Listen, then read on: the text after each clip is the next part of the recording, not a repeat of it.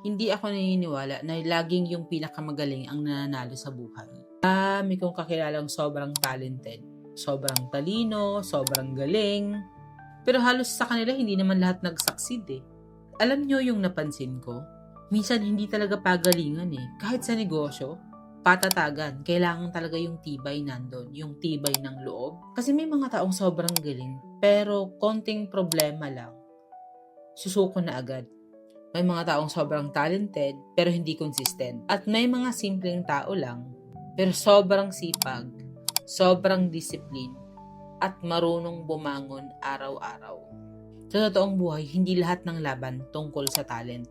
Minsan ang lamang talaga ng iba sa atin pag yung mga hindi tumitigil, yung mga hindi sumusuko. Kaya kung feeling mo hindi ikaw ang pinakamagaling, okay lang yun.